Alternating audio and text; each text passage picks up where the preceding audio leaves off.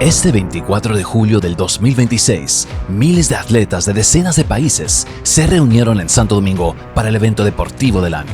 Más de 6.000 atletas, 37 países, 40 deportes distintos, desde taekwondo hasta videojuegos. Estos no son los Juegos Olímpicos, pero son de hecho el evento deportivo más antiguo del planeta después de los Olímpicos, cumpliendo 100 años justo este año. ¿Pero qué son exactamente? ¿Por qué existen? ¿Y cómo terminaron por tercera vez aquí en la República Dominicana?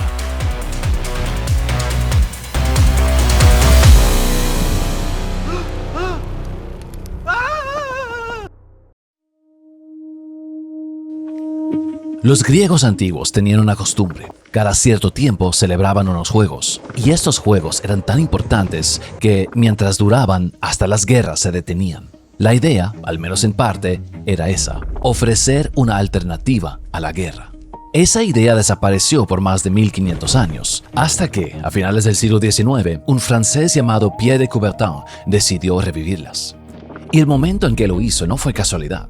Finales del siglo XIX fue una época de optimismo casi ingenuo. El telégrafo, el tren, los barcos de vapor estaban conectando al mundo como nunca antes. Y mucha gente pensaba, entre más se conozcan las naciones, entre más comercien y viajen entre ellas, menos ganas van a tener de ir a la guerra. El comienzo del nuevo milenio, el 1900, debería ser uno de paz y seguridad. Coubertin era parte de ese movimiento por la paz mundial. Escribió algo que resume toda su idea. Las guerras estallan porque las naciones se malentienden entre sí. ¿Y qué mejor manera de resolver eso que reunir periódicamente a la juventud de todos los países en pruebas amistosas de fuerza y agilidad? En 1896, en Atenas, los Juegos Olímpicos modernos renacieron con esa misma idea de fondo. No solo competencia, sino un experimento de paz a través del deporte. Fue un éxito total y llegó a ser el evento deportivo más importante del planeta. Comenzó con países europeos, pero con el tiempo cada vez más países del mundo empezaron a competir. La República Dominicana no llegó a las Olimpiadas hasta 1964, pero otros países latinoamericanos sí participaron, como por ejemplo México. Pero en 1924, en París, a México le pasó algo en esos Juegos que iba a cambiar la historia deportiva.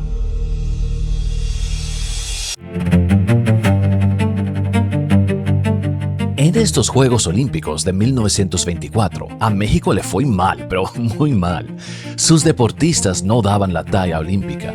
Pero eso tenía sus razones. Apenas 15 años antes, el país había vivido una revolución armada. Todavía se estaba reconstruyendo y sus atletas, sencillamente, no tenían el nivel para competir contra las potencias del mundo. Y ahí, un par de dirigentes deportivos mexicanos, Alfredo Cuellar y Enrique Aguirre, tuvieron una idea. Si todavía no podíamos competir contra los mejores del mundo, ¿por qué no crear primero nuestro propio terreno de entrenamiento? Un evento donde podían competir contra vecinos de nivel similar y así, poco a poco, llegar mejor preparados a la siguiente cita olímpica. Y no estaban solos en esa idea. El propio Comité Olímpico Internacional, con Coubertin todavía al mando, quería un movimiento verdaderamente global, no solo europeo. El 4 de julio de 1924 se firmó la Carta Fundacional y se fijó una fecha de estreno: 1926. 9 países estaban invitados, incluyendo la República Dominicana.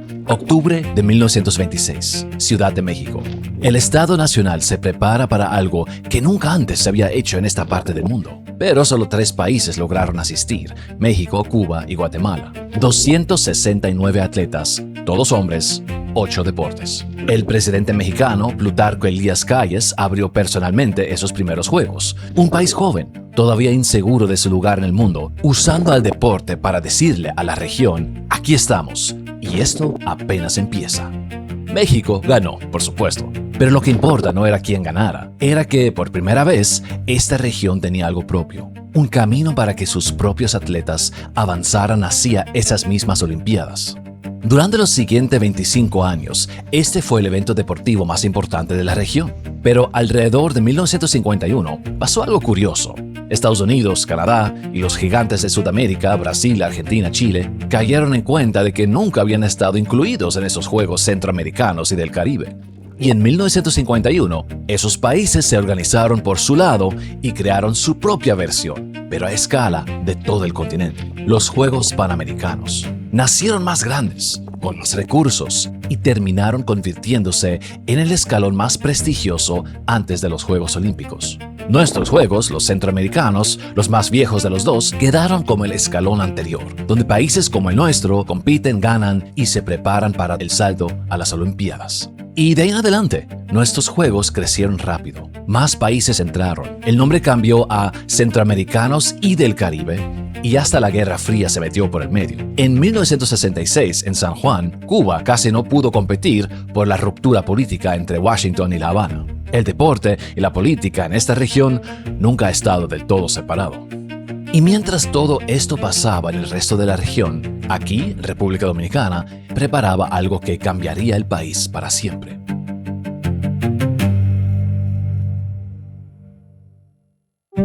¿Pero cómo funciona eso exactamente? ¿Ganas aquí y ya te vas directo a los Olímpicos? Bueno, no, pero es más simple de lo que crees. Piénsalo así. Los Juegos Olímpicos son como una fiesta con espacio limitado. Hay boletos contados para cada evento y no le dan un boleto a cualquiera. Cada deporte decide por su cuenta cómo repartir sus boletos. Los que ganaron el campeonato mundial, los que llegaron a una marca específica y los que ganaron en su región. Ahí es donde entramos nosotros. Un buen resultado en esos Juegos o en los Panamericanos te puede ganar uno de esos boletos.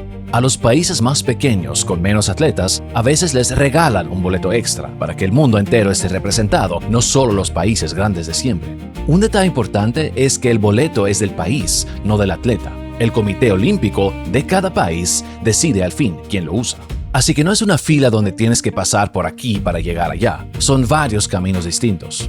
Y estos Juegos son, para muchos atletas de la región, uno de los caminos más reales hacia las Olimpiadas. Los dominicanos siempre quisieron participar en estos Juegos. Al principio, simplemente no pudieron. Pero el deporte organizado aquí no empezó con estos Juegos, ni con Trujillo. Ya en 1910, el Club Unión de Santo Domingo organizó sus propios Juegos Olímpicos por edades, niños, adolescentes, adultos.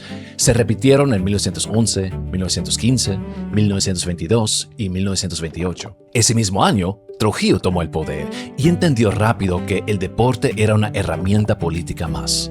Apenas meses después, ya había un torneo nombrado en su honor. En 1937 se institucionalizaron por ley los primeros Juegos Deportivos Nacionales. 300 atletas, 12 provincias, 5 deportes. Y ahí mismo los atletas juraban mantener su condición de aficionado hasta que se celebren los próximos Juegos Deportivos Centroamericanos y del Caribe, aunque el país aún no competía en ellos, pero ya lo tenían en mente. Además, en ese mismo año, el régimen fusionó a los dos grandes equipos de béisbol de la capital en un solo super equipo, los Dragones de Ciudad Trujillo, y reforzado con estrellas de las ligas negras como Satchel Paige y Josh Gibson. 7 años después, en 1944, para el centenario de la independencia, el régimen organizó los Juegos Interantillanos, solo República Dominicana, Cuba y Puerto Rico. No fue hasta 1946 en Barranquilla que República Dominicana finalmente debutó en los Centroamericanos y del Caribe. Apenas 10 personas, 8 atletas, un entrenador y un delegado. Ahora, en el 51, en los primeros Juegos Panamericanos, República Dominicana estaba invitada, pero por razones nunca del todo claras, no llegó a competir. Su debut panamericano esperaría hasta 1955. Pero en los Centroamericanos y del Caribe, el país no volvió a faltar. Edición tras edición, ahí estaba República Dominicana. Lo que nunca había tenido era la sede, y para lograr eso había que presentar una candidatura y ganar el voto de toda la región. En 1970, en la asamblea de la organización en Panamá, el dirigente dominicano Juan Ulises Huiche García Saleta se puso de pie y anunció que Santo Domingo quería la sede. El problema, el país no tenía nada de la infraestructura necesaria, así que casi nadie creía que fuera posible. Pero Huiche ganó la sede de todos modos, sin que la instalación siquiera existiera. Así que el gobierno se lanzó con todo, más de 722,000 metros cuadrados y 20 millones de pesos. Así nació, desde cero, el Centro Olímpico Juan Pablo Duarte. Febrero de 1974. Por primera vez, República Dominicana recibe estos Juegos. El presidente Joaquín Balaguer los abrió ante más de 30,000 personas, 1,928 atletas, 23 países, 18 deportes. Un participante lo llamó después un bautismo de fuego. Cuba dominó el medallero, como siempre, Pero lo que el país ganó no se mide en medallas, se mide en lo construido. Un complejo que, 50 años después, sigue en pie. 12 años después, en 1986, el país recibió los Juegos por segunda vez, esta vez en Santiago de los Caballeros. Y de ahí pasaron 40 años más. 40 años en los que el país cambió por completo. Y adivina a quién le tocó recibir la fiesta de los 100 años. República Dominicana. En febrero 2022, la organización votó, de manera unánime, que fuera Santo Domingo la sede. La edición número 25, la del centenario. Aquí, en Teotihuacán, comienza un viaje importante. Una llama que recorrerá miles de kilómetros antes de llegar a su destino. Es una recreación del fuego nuevo, un ritual mexica que simboliza el inicio del nuevo ciclo y que marca el comienzo de estos Juegos. A diferencia de la llama olímpica, esta no pasa de edición en edición. Se apaga y se enciende de cero cada 4 años. Y esta vez tiene un peso extra. Se encendió 100 años después de que México fuera sede de la primera edición en 1926. Desde ahí viajó más de 3.000 kilómetros hasta el Palacio Nacional en Santo Domingo, donde el presidente Luis Abinader la recibió personalmente. Autorizo oficialmente el inicio del recorrido nacional de la llama centroamericana y del Caribe. Y de ahí recorrió varias provincias del país. Y aquí se cierra un círculo inesperado. La ruta recibió un nombre, Ruta Huiche García Saleta, la llama de los valores, el mismo Huiche que se levantó pidiendo que se considerara a la República Dominicana para los Juegos del 74. Esa llama recorrió las 31 provincias y el Distrito Nacional antes de llegar, finalmente, al Estadio Olímpico Félix Sánchez. Y ahí empezó una carrera contra el tiempo. El gobierno dominicano invirtió, según cifras oficiales, alrededor de 9.000 millones de pesos en instalaciones deportivas, más de 150 millones de dólares. No se construyó todo desde cero. La estrategia fue modernizar lo que ya existía. El mismo Centro Olímpico Juan Pablo Duarte de 1974, renovado por completo. Su centro acuático, el velódromo, los pabellones de deportes de combate, el Estadio Félix Sánchez, remozado, y sobre el antiguo Paseo Marítimo, un espacio enteramente nuevo para deportes urbanos en el malecón. La preparación de la propia delegación dominicana, cerca de 720 atletas, costó alrededor de unos 900 millones de pesos adicionales. En total, entre instalaciones, delegación y promoción turística, la inversión pública superó los 9.000 millones de pesos. Pero no todo fue tan limpio como suena en un comunicado oficial. Varias federaciones deportivas expresaron preocupación por retrasos en las obras, y el propio Comité Olímpico Dominicano pasó años envuelto en disputas legales internas, resueltas apenas días antes de que empezaran los Juegos. Ya sabe, cuando se construye contra el reloj y con tanto dinero de por medio, siempre hay tela de donde cortar. Y la opinión pública sobre todo esto quedó dividida. En una encuesta reciente, poco más de la mitad de los dominicanos dijo que estos Juegos dejarán un legado positivo para el país, pero más de una cuarta parte dijo que el legado dependerá de cómo se organice todo. Y casi 1 de cada 5, sin rodeos, dijo que esto es solamente gasto. Y aquí vale la pena decir algo.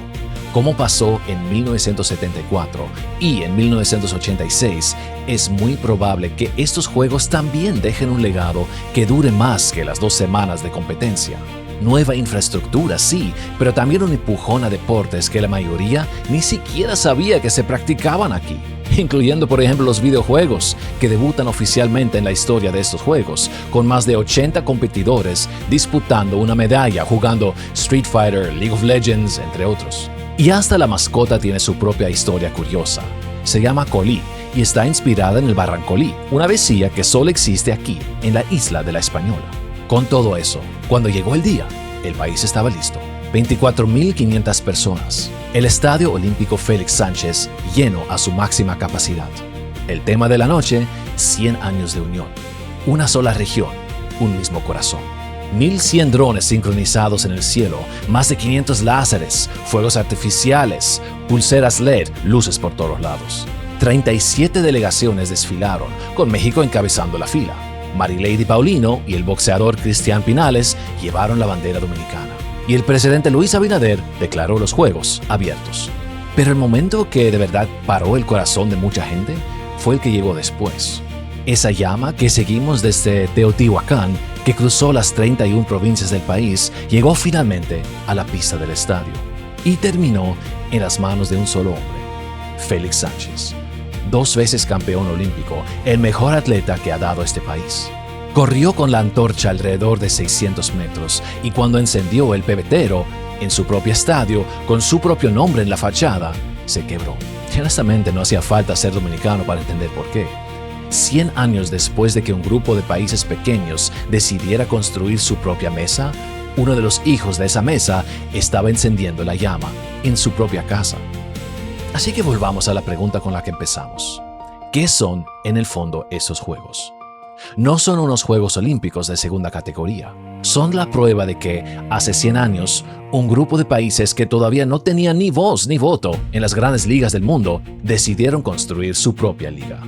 Y 100 años después, ese mismo espíritu sigue vivo, en un estadio que lleva el nombre de uno de los nuestros, encendido por sus propias manos.